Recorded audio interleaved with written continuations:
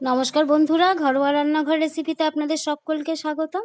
আজকে আমি চিকেন ফ্রাইয়ের এক রেসিপি আপনাদের সঙ্গে শেয়ার করতে চলেছি, যেটা রুটি, নান, পরোটা, ফ্রাইড রাইস সবার সঙ্গে খেতে খুব ভালো লাগবে। এর জন্য আমি বোনলেস চিকেন নিয়ে নিয়েছি। একটু তেল গরম করে তেজপাতা আর দারচিনি ফোড়ন দিয়েছি। এর মধ্যে দিয়ে দিলাম কিছু রসুনের কুচি।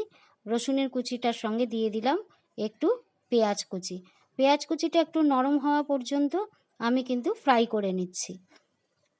আঁচটা অবশ্যই মিডিয়ামে রাখতে হবে। বোনলেস চিকেন আমি খুব ভালো করে ধুয়ে নিয়েছি। এরকম ছোট ছোট কিউব করা কিন্তু বোনলেস চিকেনটাই নিতে হবে। এবারে এর মধ্যে আমি 2 মিনিট একটু ফ্রাই করে নিয়েছি, চিকেনটার কালার চেঞ্জ হওয়া পর্যন্ত।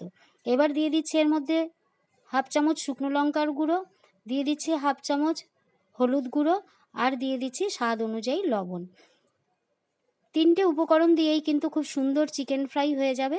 একটু নাড়াচাড়া করে আমি মিডিয়াম আঁচে 3 মিনিটের মতো ঢাকা দিয়ে রাখলাম। 3 মিনিট পরে একটু নাড়াচাড়া করে দিলাম, যেহেতু এর মধ্যে জল নেই সেই জন্য একটু নাড়াচাড়া করে আবার চাপা দিয়ে দিয়েছি।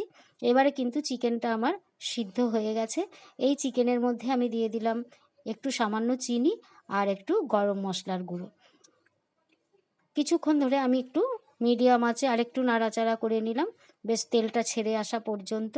হয়ে গেছে কিন্তু আমার চিকেন ফ্রাই। এটা আপনারা কিন্তু মজা করে খেতে পারবেন।